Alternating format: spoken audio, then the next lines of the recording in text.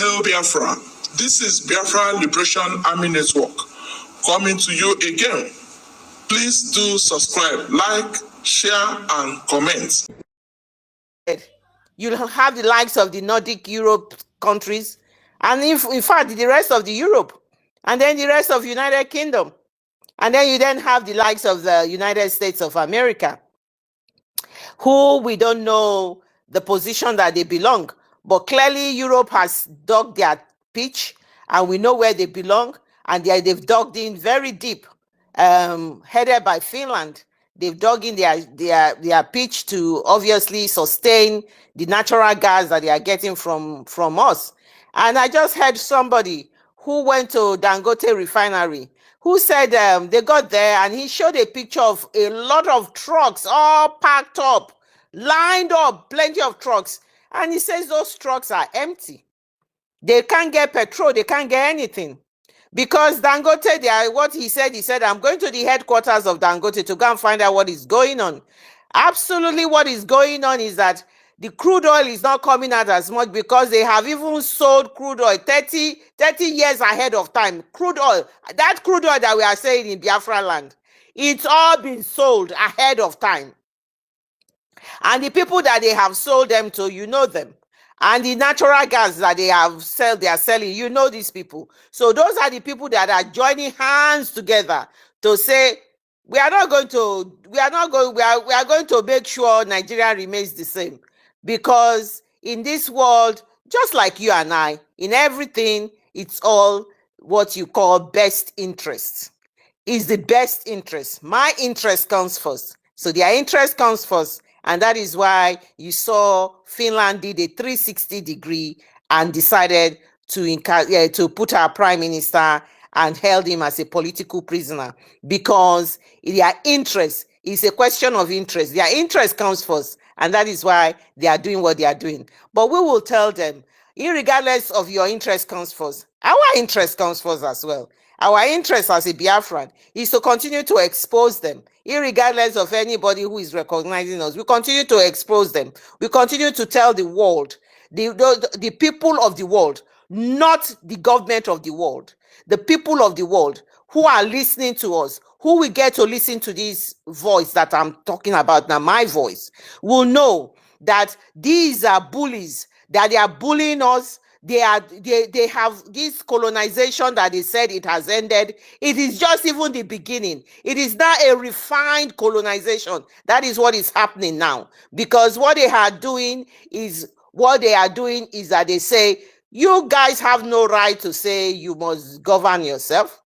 You have no right to tell us you must separate, that is better. The Eastern Europeans separated. Oh, they call the country, they have Serbia, they have little countries, they call them all Yugoslavia, all of them. They, Kosovo, all of them, they cut them into pieces and they are all thriving and doing well. Oh, but when it comes to Nigeria, oh, no. You must stay together. Irregardless of the fact that there are different nations that has been put together in that country they call Nigeria. People who don't have anything in common, they put them together and they say you must stay together because you cannot govern themselves. Especially France has always believed that the people from this part of the continent cannot govern themselves. And that is why they interfere, run Mali, run Niger, run everywhere.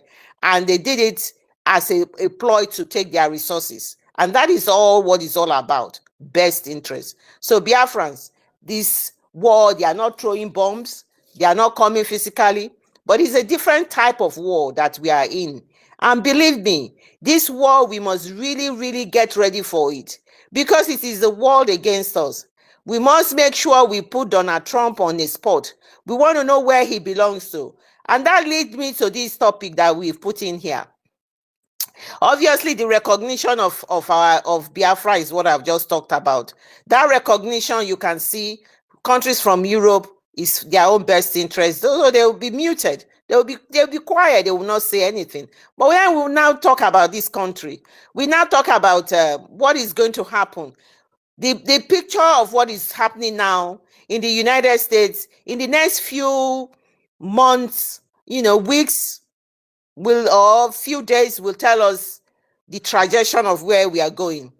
Because now there's going to be a debate in their House of Rep about being designating Nigeria as a country of particular concern. Because that was what Donald Trump put Nigeria previously.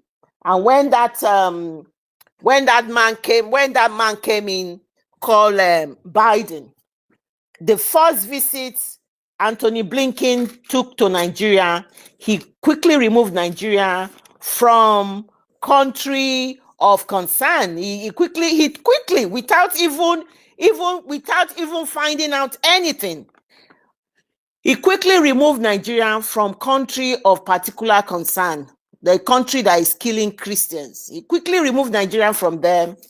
They had a $1 billion contract of various things, arms and all of that, military arms with the Pentagon and all of that. They've got all sorts of things. He impacted Europe. Well, it was when they came in, they were behind everything that was happening in Finland, that was happening in Europe. They worked together. They know about Biafra. They know about Biafra. And as they stand, obviously, the same scenario, they don't want Biafra to come out and be a nation. So they were working together with the Nigerian government. All Nigerian government will do is that he will sign away everybody's life for them to remain power. A bunch of corrupt people, a bunch of people who are cabals. In the last few hours and days, you can see the country is a shame. You have this trending thing that is going on, which is Tinubu, what do they call it? A terrible president.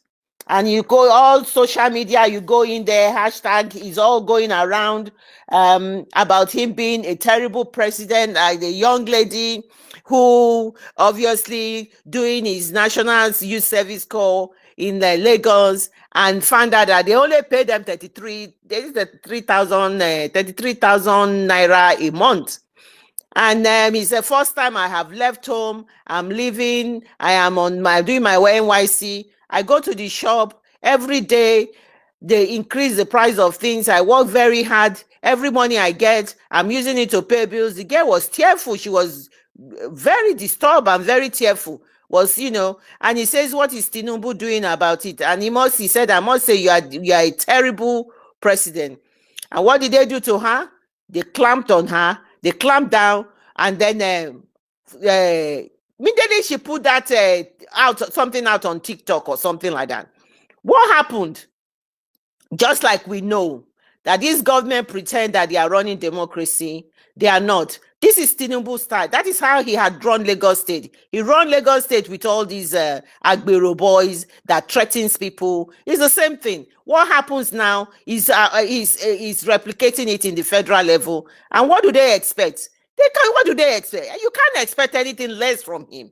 He's a gangster and he will always run the country like that. What did they do to this young lady?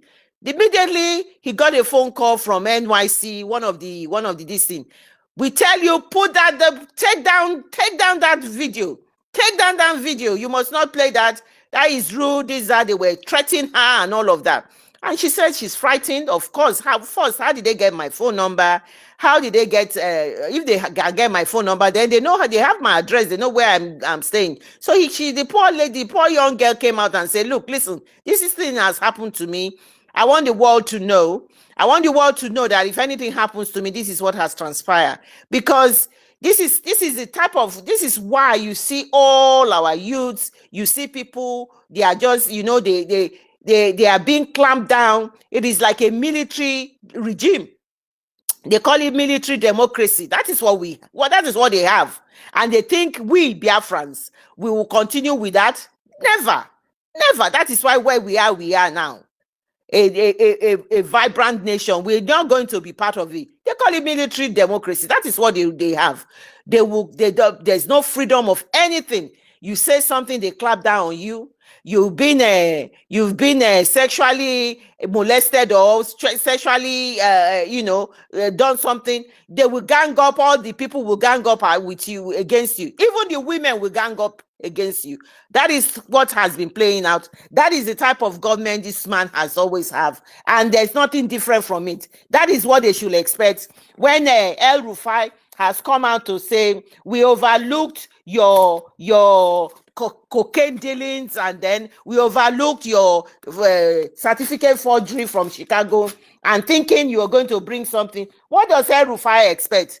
When you die with a criminal, you are a criminal yourself. What does El Rufai will expect? El Rufai expect that when you have Muslim ticket, there you think you get everything. Your Muslim ticket brought us to what we have now, the Biafran government, and that is what it is. Because that will lead me to this redesignated Nigeria as a country of concern.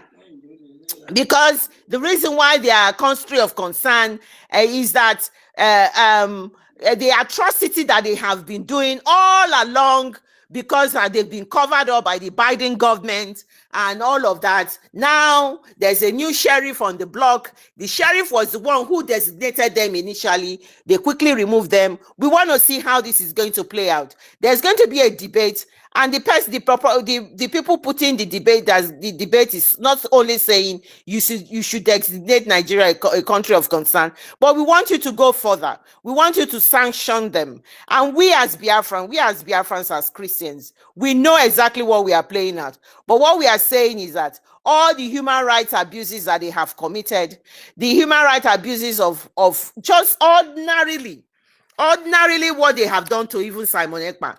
You see, the right of everybody has the right to be treated well. In case of Simon Ekpa, he's been mistreated, and so is all Biafrans, and wrongly punished by the state. They wrongly punish us. That's what is happening to Mazi Nnamdi Kanu. What Mazi Nnamdi Kanu did was to use his microphone to tell the people that this is who you are. You can do better for yourself. You should not remain in this type of life that you are living now. And what did they do? They used the state to capitalize on Mazi Nnamdi Kanu and persecuted Mazi Nnamdi Kanu. So that is what is playing out in this in what currently what we have. And because of that, we have decided that this is so important. Anybody that has got anything, any article, anything, they can send it to this senator that is leading this whole thing. I mean, not a senator. I think it's House of Representatives in the Americans that is leading this. They can send it to them so that they can know that they've got a lot of evidences anyway. They've got so much evidence. We've got one of the evidences that was being placed to them. I would like to share that with you. I think I'm going to actually play that. One of the bishops from Benue State, who eloquently talked about what has happened in Benue State, and the reason why Nigeria must be designated a country that persecutes Christians. I'm going to play that, if that's okay with the host. I'm just going to quickly play that, and then we'll play the response. The response from the member of House of Rep that is bringing that is taking this to their chambers to talk about it. It's something that should be of interest to every one of us. And then and the issue of how Biafrans have been involved and have been killed. When you look at those places that these people are, a lot of them are Biafrans as well, you know. So I'm going to play this one first, so that people will hear. I don't know if you don't hear this, if it's not coming out properly, please just indicate so that here as the bishop, the Catholic Bishop of Makurdi Diocese, the capital of Benue State in Nigeria. I am the shepherd of one of the 4 Catholic dioceses in Benue. We have others, Anglican, Methodist, and the Pentecostals, which sort of them. Benue State has a population of about 6.1 million people, 2 million of whom are those under my care as the bishop of the diocese. Benue State is about 98% Christian. with very few Muslims living in towns. Nigeria and eventually my diocese and the state of Benue have become, in recent years, one of the most dangerous and insecure places for Christians. Christians and Muslims are nearly evenly divided among Nigeria's large population of over 200 million persons. Islamist extremists are fiercely contesting the possession, control, and governing law of the land, especially in the country's northern and central regions, the latter of which is where Benue is located. There are constant ethnic, political, and religious conflicts over land and allegiance. Constitutionally, we are a secularist country, but our unity has been fragile. Political and religious actions and even public speech have been carefully managed to avoid accusations of religious bias and political tensions. Today, the clear influence of Islamist extremists has changed the traditional social dynamics of tribe, ethnicity, religion, and the social status in Nigeria. Because just recently, at the beginning of the Ramadan fast, 12 states in northern Nigeria have declared closed schools so that they attend to this. And you can imagine which other country in the world does that. Saudi Arabia is not doing it. Afghanistan is not doing it. Baghdad is not doing it, but then Nigeria is practicing. What kind of Islam are they practicing? 12 states, and not only Muslims are living in these places. What happens with the educational program or curriculum of the country? But this is what we are going through every day in Nigeria.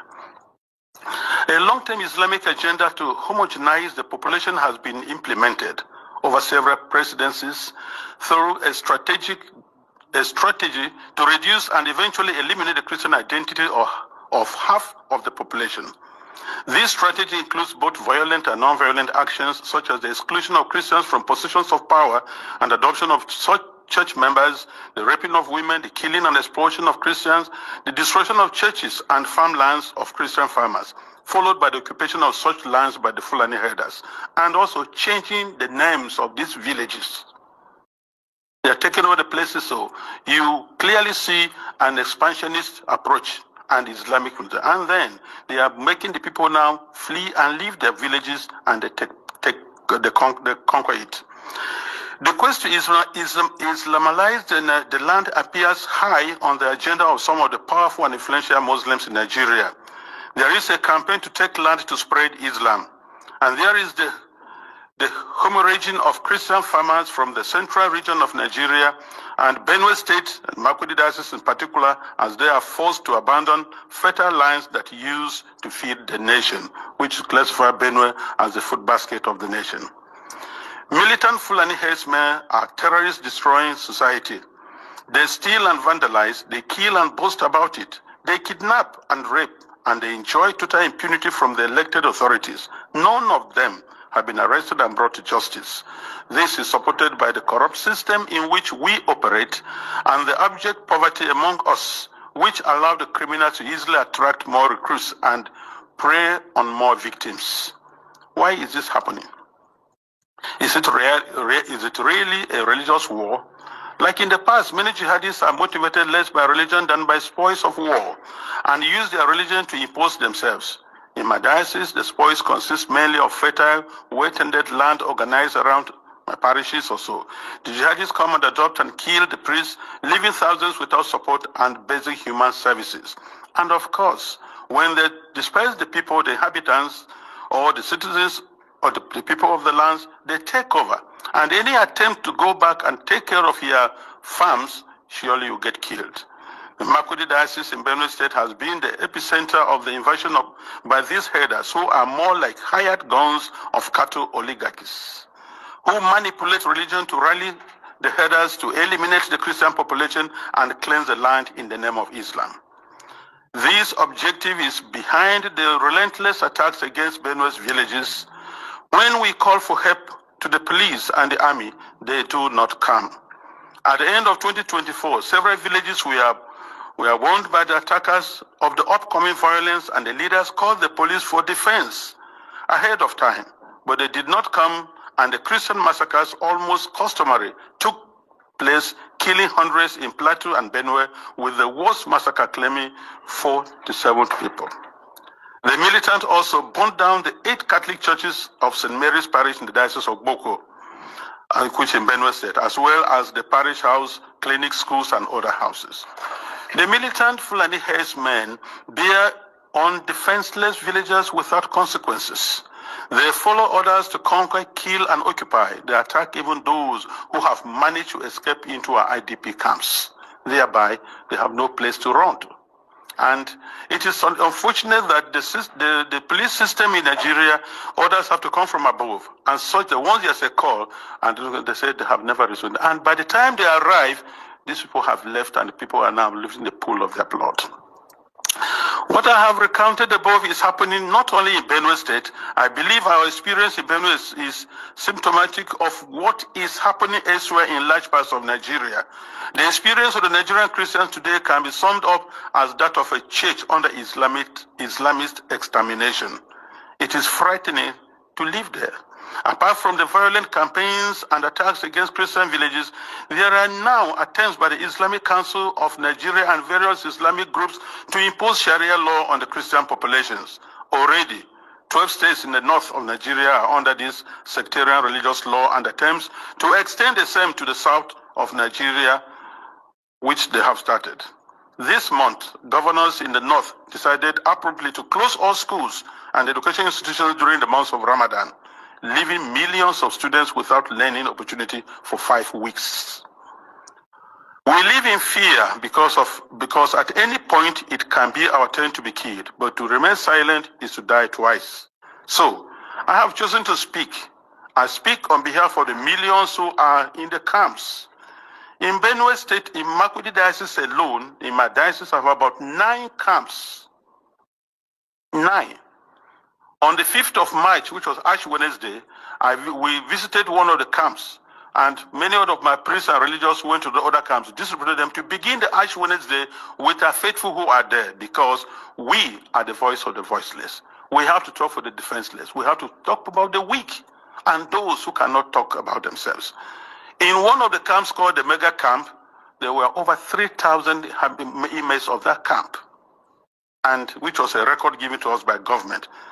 I speak on behalf of them and those children who have no husband, who have no father, and even their own voices taken away by the politicians who promised to help them, but have become the willing tools of the jihadists because they are talking politically correct statements, looking for next elections to come. I speak on behalf of those whose loved ones have been killed, but no one has even offered a word of consolation to them. I speak on behalf of the thousands of young girls who have been adopted and raped because no one, not even the media, mentions them anymore. Foremost, I speak on behalf of my flock who are unable to worship freely and unable to return to their ancestral farms and homes because that land has been ruthlessly taken from them by the armed herdsmen. And where they say they want to live in peace with the natives, if you must farm, you have to pay tax to hire the land which belongs to you. That is slavery, to say the least about it. As prosperous Nigeria is in the African continent, and I tell you, if there's outbreak of war in Nigeria, no country around us, Chad, Niger, Ghana, Guinea, Togo, no country can contain the population that will flee to these places. No country can be able to house over 5 million refugees. It's not possible because of that. And if 1 million refugees run to Chad and Niger, they'll collapse that country because there'll be no plan to take care of them. So we have to be very careful. Today, I urge you all to use every means within your mandate to start developing a strong and good relationship with Nigeria, where you know that when you speak of human dignity, you are also speaking of the same God-given right you believe is unalienable. Consider that Nigeria can be your ally, but it cannot be one where half the population is in the process of being murderously eliminated. Work with us, the churches, and other Nigerians of goodwill. We are working for a peaceful and prosperous society, and our desperate plight has been set aside U.S. policy for too long, to the cost of thousands of lives. Concretely, I request and I plead, I ask you to redesignate Nigeria as a country of particular concern. This has both a practical and diplomatic meaning to signal that you are paying attention to what happens to us and elsewhere in the world, because the policies the government is trying to put in place, so that to return the IDPs, build camps for them, relocate them from their homes, it is not durable and it will not work, because the government has already the population that is not able to take care of. And then you have over millions of people in the camps and you want to relocate them to where? And if you do, let's take that you do. How many houses or rooms will you give me who has 5 children, and another one has 3, another one has 2? And what will I be doing for a living? These people previously never begged anybody for food. They were managing their lives, training their children, and building their homes. So nobody should have deceived us on the guys that you're going to reset to the IDPs. They have no jobs. So here you say them, what will be their place? And by the way, the fundamental question remains, if you resettle them to other camps or build places for them, what happens with the ancestral lands? Who takes care of them? And this is whereby I feel the government is complicit on this issue. Because these terrorists, Fulanis, displace them, kill people, and then occupy the place, and then change names, nomenclatures of these towns. For what reason? So we want to let the people go back to their homes and help for them to rebuild their lives. I implore this august body to insist on the return and rehabilitation of all the IDPs to their ancestral lands, and not to relocate them to other constructed camps elsewhere, which is an invented solution now being pushed in the Benue State government. And I tell you, Nigeria government can do that once they have to be accountable. Because I know Nigeria, under the auspices of ECOMOG, was able to reinstate constitutional government in Sierra Leone and Liberia. And they can do that now. We have the capacity, but because the leaders that are not prepared. And I think that's whereby, look, it's not just, conspiracy of silence, it is aiding, abetting, and supporting these terrorists to keep doing their work. This is my plea. Thank you very much for this attention.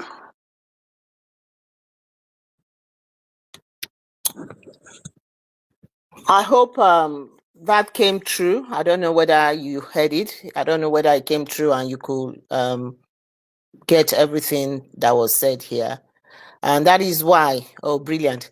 That is why we are fortunate and we are lucky, and that we have done what we have done. The 29th of November will always be a significant day in the history of Biafra. So that is why we are in this position. At least they have continued to moan, complain, and that is where they are. We have taken the bull by the horn. We have defied all odds. You know the former governor that was in Benue State that used to come out and moan and talk. What they did, they dealt with them. They brought somebody who is Fulani friendly, and you don't hear jack from that place. They are killing them. They are in silence, and this one has come out to say, I am not going to be silent anymore. I cannot die twice. I am going to talk. This is what is going on. Everybody know what is going on. And they are not Fulani, they are not headers. They are Fulani terrorists. You call them what it is. They are terrorists. And that is who they are. They have ravaged the whole country. They have threatened everybody. They have made people's life. The terrorism is just too much. And the worst of it all, the government of the zoo do not care. They don't care. It doesn't bother them. It is just another statistics. Another death is just another statistics to them. It doesn't bother them what happens to these people. You remember Abuja Declaration of 1989 that our Prime Minister was eloquently analyzed it for us and told us about it. And some people went to read it. So I just saw it. So it is the same thing, what he has narrated. All the key positions will be given to them. And that is what is playing out. He gave the statistics. 90-something% are Christian. But all the key positions now, they've been giving it to the Muslim Fulanis. That is what is playing out in everywhere. That is why Mazi Nnamdi Kanu must be respected. we must be thankful to him. He brought this glimmer of hope for us that we must fight. We must fight. And because when he said they are coming, people did not listen to him. They are coming and they are here. They are here. When I play this tape now, people are just far. Oh, it's happening in Benue State. If we do not do anything, they are coming everywhere. The whole of the whole of Abuja, Yoruba land has been overtaken, is overrun. I'm just even checking somewhere now. There's some places burned in Akure or something like that. Everywhere it's been overrun, but that is why we are fighting. You saw just excuse me, please. Just give me a second. You saw what happened. You saw what happened in what do they call it? In what happened? Sorry. Well, you saw what happened in is it Onitsha? Yes, it's Onitsha market. You saw the London boy going to sit down to break fast with them. They are everywhere in Enugu, everywhere. The Muslims, in fact, the whole of Delta area, the whole of Edo State, Auchi, all those places, even in Edo itself, they are the ones buying the land and building their houses now. They've taken over everywhere. That is why we are the unique ones. We are the ones that is standing gidigbam and say, no, we can't be part of this. And like everybody say, it is not a religion that when they take over, when they want you to be a Muslim like them, they want to be in control of everything, in control of the government. They want to be the one that will dictate what will happen. And the Wahhabi type of Muslim that they practice, especially, is so dangerous that your rights completely, especially we women, completely our rights to be so eroded is unbelievable. You see what they do, what they are doing, how they will clamp down on this thing. Look, they haven't even asked anybody. They haven't asked the educational federal government of Nigeria educational system. They closed all the schools. They closed the schools because it's a fasting period, and when they close, and they have the audacity to be shouting that we are sitting at home every Monday. Oh, they are doing this, they are doing that. We are sitting at home every Monday, but they have closed all schools. That during this fasting period, nobody goes to school. The other day, there was a Catholic school. Whether it's a Catholic school or one is a Christian school anyway. I think it's a Catholic school where some of the Catholic school the education is very good, and so you have children who are Muslim who goes to the school. Believe it or not, they had a court. I think they even took their case to court. What they now said, the Muslim that came to a Catholic school to study, they are now saying they want to be wearing hijab, they want to cover their face, they want to do this and all of that. And the school said no. Do you know that, as I am telling you, they have just changed the school things around, that those people have rights. This is the tendency. This is what we are saying. That when they come, they overtake and they will impose their law, even override the government. That is the danger of this. Nobody says nobody should not practice their religion. I live with Muslims, but it's just that tendency to override everything and overtake something. It has to be the law, and that is it. And some of them can be really archaic and ancient law that they think they have to still obey. So that is what is playing out. So this bishop from this Benue is said all of the pardon. Oh, I haven't even gone to that Bishop Coker's zone. No, is this bishop from Benue State who have just read everything out, who have just said everything that is happening in Benue State. It is not news to us. We know what is happening, and it's not even unique to Benue State, but because Benue State was, they ravaged Benue State so badly, and the tragedy of it is that within the next few years, if nothing is done over there, thank God the part of Benue that is Biafra will come to Biafra.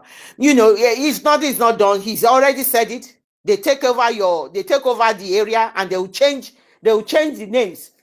You will never recognize them alone again. Some children they've been born in IDP camp. They are in IDP camp 14, 15 years old. They will remain there. They will never ever, they won't know anything different than being in captivity like that. That is all they will know.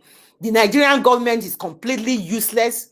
They are not able to do anything. They will not do anything. It is not anything of interest. But because now that Trump has come back, and this thing is coming out, and people are coming out now, whenever you hear Nigeria being put in a position like this outside the shores of Nigeria, they then get concerned and worried. So what has happened now? What did Tinubu do? Tinubu now have decided to invite all the bishops down to Abuja. Before, they didn't know they were existing.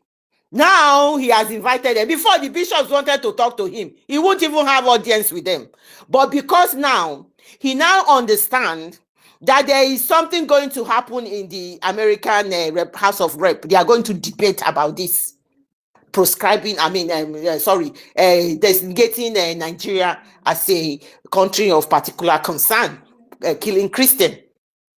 So they know they are going to do that now. Now he's interested. He's invited them down to Abuja, and then he's now saying to them, part of the things that I picked out that he said to them, he said, please, what is happening is not only happening to Christian, it's happening to everybody. My wife is a pastor of the Redeemed Church, so it's not only them, it's everybody that this is happening to. So we need to work together. It's now they know they want to work together. And then obviously he called Bishop Coker and all of those ones. They talked about whatever they want to talk about. We want to say to them, irregardless of whether you call off the bishops and to talk to them, in order for them to put hands in a one piece of paper to take down to America, everybody knows the truth now. Everybody knows the truth. No amount of coercion, no amount of promises, no amount of deception, no amount of anything that you are going to talk with these bishops that have been muted all along. That has, when people are being killed needlessly, you will never see them say anything. People have put themselves out. The organization who has been working tirelessly, who has been lobbying the world to let them know the plight of what is going on in Nigeria. Now you want to reap the reward. You now want to say you are all bishops. You are now saying, what is happening now? Okay, Tinubu has only been there for 1 year. And a year you cannot say you can achieve a lot in a year. You are going to give time, and then you are going to sort of block the progress a lot of hardworking people have been doing to expose that this country called the zoo, Nigeria, must not be left the way it is. It needs to be dismantled. It needs to be broken down. It is a cancer that needs to be cut off because it has killed so many people. It does not serve any purpose. Since it's been put together, there has not been any purpose for that zoo. It has always been pain. Nothing anybody gains from the zoo. Nothing, being in the zoo has never been anything joyful to anybody. It has only been rewarding to the criminals, to the corrupt element, to the cabals, those people who have sat down in the federal position and have squandered the Nigerian resources that people have, they're supposed to be shared by everybody. They have enriched themselves and their family. Their children goes to the best school. Their children goes to the best holidays. They always do everything. They have the best life. And innocent people have always suffered. And now the government of Tinubu is using coercion to do everything. Young girl just said that, I bought crate of egg the other day for this. The next day he went there, crate of eggs has gone up. The girl was lamenting. Because of that, they are threatening her life. Though the other day, people came out to protest for hunger. They picked up children, young children less than the age of 18. They pick them up, they put them in adult prison. And then when somebody went to adult prison, saw children with all their ribs, all their cages. You can count their rib cage. So what is it that we are talking about? There is nothing that can come good out of this government. This is even the worst. He's already campaigning for 2027 in the northern part of Nigeria. That is all they know. Embezzle the money. He's got his son and his friend are the ones getting all the contracts. They have a refinery. They are part of the refinery in Malta. They have emancipated so much wealth that he will dictate every position in this next election that they are going to do in that their zoo. He is going to be the one. He has emancipated so much wealth, and he's been shielded by the corrupt West. Countries like France, who is friendly to Tinubu, they shield them. They allow them they allow them to be able to put all this money in their country. How did they even call it? The English word. It has the English word has gone from my mouth by there. They embezzled all this money with their corruption, and they allow them to deposit this money, and they are going to use it. The other day, this is a ruthless man who brought the van. You saw him during the election, brought that van to his house with money in it. He doesn't care. This is what is going to play out. So that is why it is so important that they designate the zoo as a country of particular concern that is persecuting Christians, and as a result of that, all the human rights laws, they are breaking it. They come to Biafran land, which is dominatory Christian people. They will kidnap people. They will pick up people, adopt people, take them to their barracks. They take them to the barracks. They take them to their police stations and jails without anything. They force them to confess and write statement that they've done something wrong, which they haven't done. All they have done is that they claim that they are Biafrans, and that is all. This is the atrocity that is they've continued with this atrocity. They are regrouping. They are now forming ECOWAS army. ECOWAS army is getting ready. That Christopher Musa with his fat belly is saying that they are ready to go. ECOWAS is ready to go. They formed, and this is under the control and the auspices of France. France is the one training them, that is putting them together. They are ready to go. They want to come and they want to make sure that Nigeria remains the same. And what this bishop has just said here will continue, and then will continue, and will continue. That is what France is making sure. Nigeria remains the same. The whole of Middle Belt is gone. They are encroaching they've already gone into Southwest. Now they are coming down to the east. This is what they want, but the east is no go area, because the east is now what you call the United States of Biafra. They come in there, they come in as an occupying army, and we will treat them the way we will treat occupying army, because the Biafran land that we have is all sealed up. We are getting ready for them. They are coming, and the world must know that they must react to what everybody is saying here. They must react to it, because it is gone past the issue of persecuting of Christians. This is more than what it is. It is just a beautiful word that they are using, persecuting Christians. But the gravity of what is on ground, they really do not, they are really not addressing it. It is not persecuting, it is terrorizing, killing innocent people, and destroying people's lives and home. That is what is happening, because they want Nigeria to be one, and because according to them, I don't even know where they come from, they have taken over the country. and the country belongs to them, and that is what is playing out. How does this impact on United States of Biafra? The impact on this United States of Biafra is that we have been saying the truth right from the beginning. Now they know the truth. The whole of the Middle Belt, you can hardly find a church there. Everywhere in the north, you can hardly people go to praise their Lord or do their service in fear. So we have often said that the unity, that the diversity that we have is too dangerous, and that is so dangerous that we cannot be together. Everybody should be separately. This has come to what has happened now. The point I want to bring out here is that it has confirmed that we have been honest and we have been truthful, and what we've been doing and what we have been campaigning for, and is to save lives. When we come out that what we are doing is to save life, this has justified the state of the United States of Biafra. We are here to save lives. The lives of those people this man was talking about in Benue State, they are gone.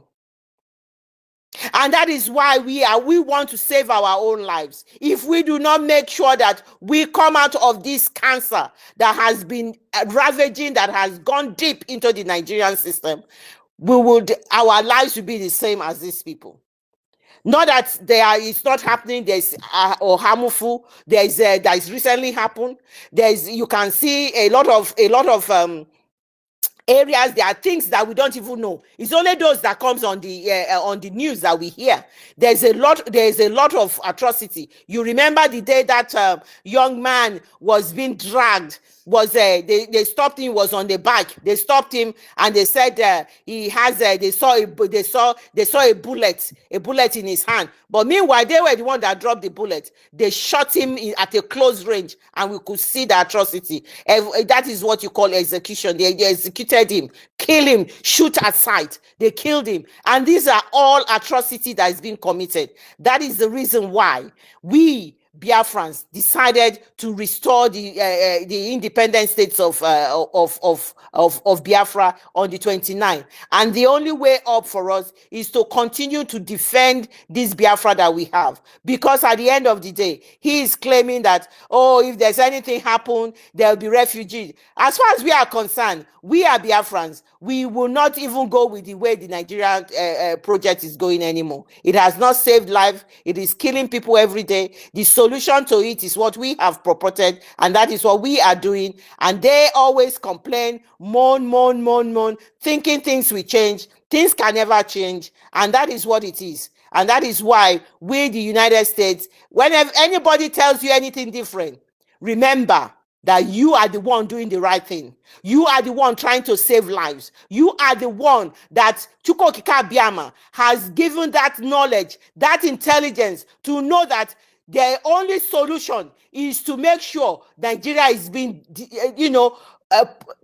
put into different parts. The part that we are is where we are.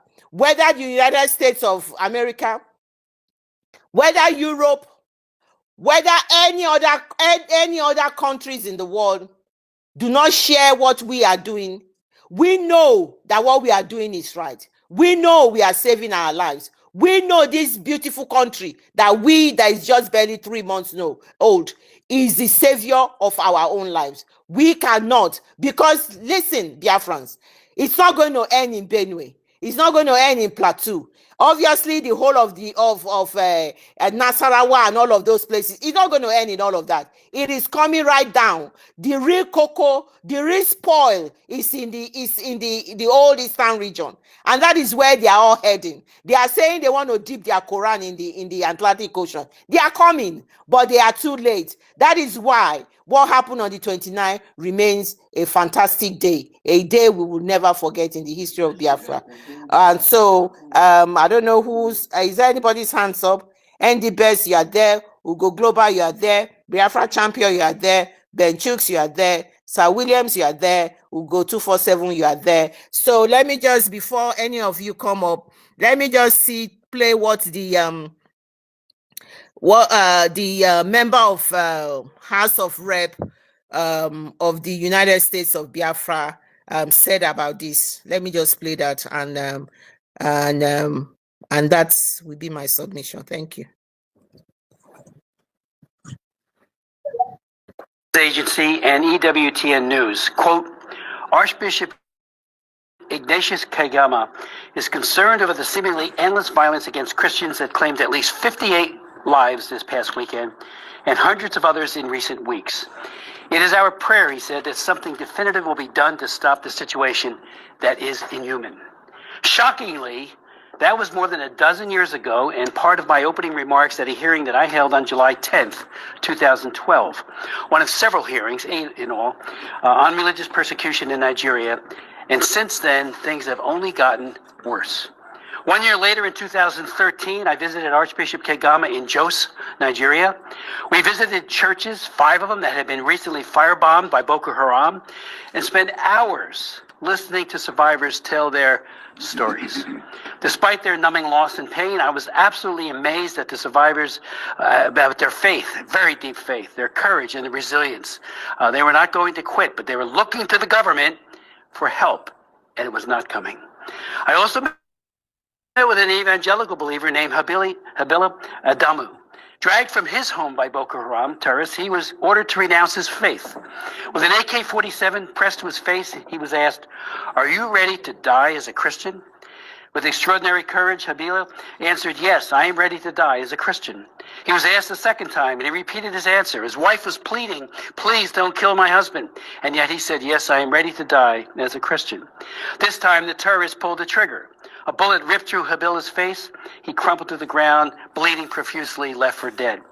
By some miracle, he survived. I met him at an IDP camp in Jos. I asked him to come to Washington to tell his story. He did. And at the congressional hearing, he said this to our subcommittee, "I am alive because God wants you to have this message. Knowing Christ is so much deeper than merely knowing Boko Haram's story of hate and intolerance." He closed his testimony with this: "Do everything you can to end this ruthless religious persecution, but know Christ first." To the end, everything he did was to witness, to radiate his love for God, but he was also calling on us to get involved and do something. Since then, however, the wanton violence against Christians in Nigeria has grown significantly worse. A couple of days ago, the Pillar Catholic reported, and I quote, "While Christians are receiving ashes last Wednesday to begin Lent, news broke out in Nigeria that a priest had been brutally murdered by kidnappers who had stormed his rectory the night before and kidnapped him. With deep sorrow and righteous indignation, I condemn in the strongest terms the relentless and tragic wave of kidnappings targeting priests, pastoral agents, and the faithful," Bishop Kundi said in a March 7th, just a couple days ago, press conference, which expressed outrage over the kidnaps and the brutal murder of his priests. According to the sources in the diocese, Father Sylvester was bound by his kidnappers. He was shot in the head, and I saw the picture. It is heartbreaking to look at. Shot at close range with an assault rifle, and according to the officials of his diocese. The systematic slaughter and abuse of Nigerian believers must stop. Delay is denial and a death sentence to so many. One of our distinguished witnesses today, Bishop Wilfred Anagbe of the Diocese of Makurdi, Nigeria, traveled a long distance to be with us today and will testify, and this is from his testimony. Militant Fulani herdsmen are terrorists. They steal and vandalize. They kill and boast about it. They kidnap and rape. And they enjoy total impunity for this from the elected officials. None of them, I repeat his quote, none of them have been arrested and brought to justice. In December of 2020, President Trump designated Nigeria as a country of particular concern, only to be reversed without justification by Secretary Blinken in November of 2021. And I know I asked him at hearings. I asked him privately, but also asked him at open hearings, why? Never got a good answer. Religious leaders in Nigeria were outraged by the Secretary's decision. One Nigerian bishop challenged the Secretary and said, "Christian persecution is more intense than ever." And that was Bishop Mamza. And Genocide Watch has called Nigeria a killing field of defenseless Christians, quote unquote. Yet the government of Nigeria has failed to make progress against religiously motivated persecution of Christians despite religious freedom being enshrined as an essential human right in their constitution. Likewise, Nigerian legal framework supports pluralism at both federal and state levels, but glaring contradictions exist, especially with laws that criminalize blasphemy, some even carrying the death penalty. The U.S. Commission on International Religious Freedom, USCIRF, was, quote, appalled that the State Department did not redesignate Nigeria as a country of particular concern. USCIRF had recommended, and we have the former chairman here, Tony Perkins, had recommended this designation 4 years in a row, from 2021 to 2024, and said, quote, there is no justification as to why the State Department continues to fail to redesignate Nigeria as a CPC. And again, CPC, as you know, carries significant sanctions, a whole broad array of sanctions that the President and the Secretary of State are empowered to level on a country that commits persecution. When the former Secretary of State Blinken held a joint press conference with the Nigerian Foreign Minister on January 23, 2024, following the Christmas Eve massacre, which targeted killings by radical Fulani terrorists and took the lives of hundreds of Christians, he did offer his condolences, and I watched it. I was glad to see that. But we need to take it beyond just saying, I feel sorry for you. And these Christian killings recurred the following year, just 3 months ago. Make no mistake, these ongoing attacks are based on religion and diverting attention from it tonight. So let me just say parenthetically, I tried for 3 years to get the Clinton administration to designate Boko Haram as an FTO, the Obama administration, as a foreign terrorist organization.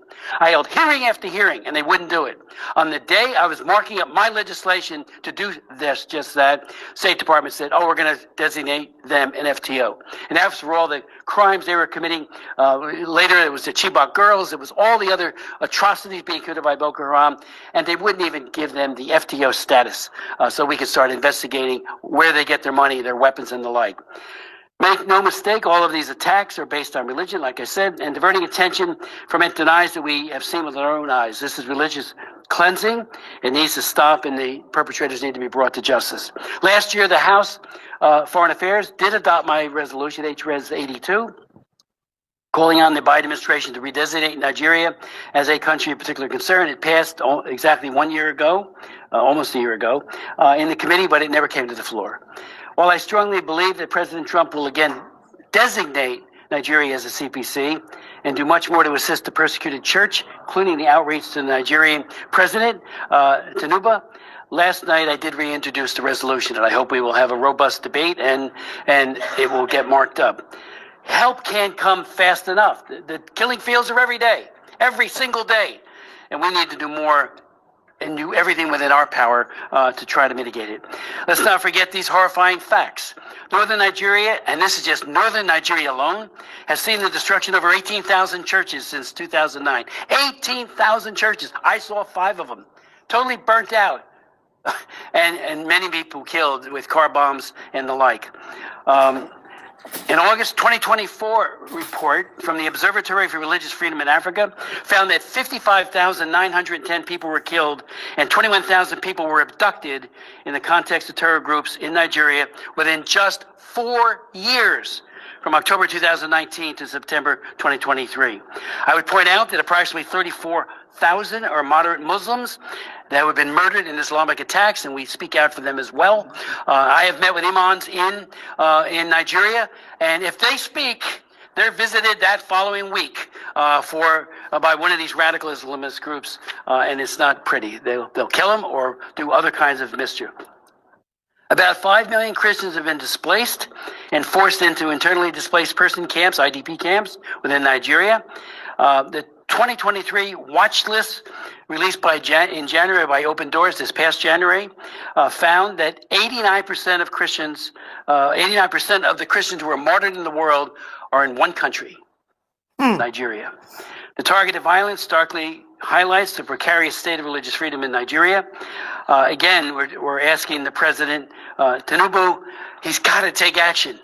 And we're going to, I'm hoping to lead a delegation to Nigeria. We've got to raise these issues, but it starts at the top. I've been to Abuja many times. The president has real power. He can do it. And we're calling on him to do that. Let me also say that and I will put the rest of my statement into the record, but this hearing we're hoping will be a catalyst for action by our own government and also by Congress, and of course, above all, the executive branch. The new president has a lot to do, and I think he'll do this, and then, if necessary, impose sanctions.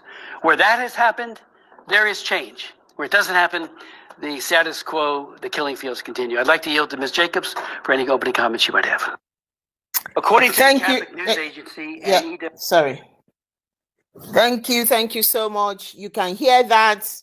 The killing fields continue. We hope if he's going to lead a delegation to the zoo, we'll hope he's going to be able to visit the United States of Biafra, and then we must have representative, because they classify it as Christian, but they know exactly that the same thing is happening in what's now called the United States of Biafra. Everybody knows the truth. They know the truth, but the point is that best interest is coming first.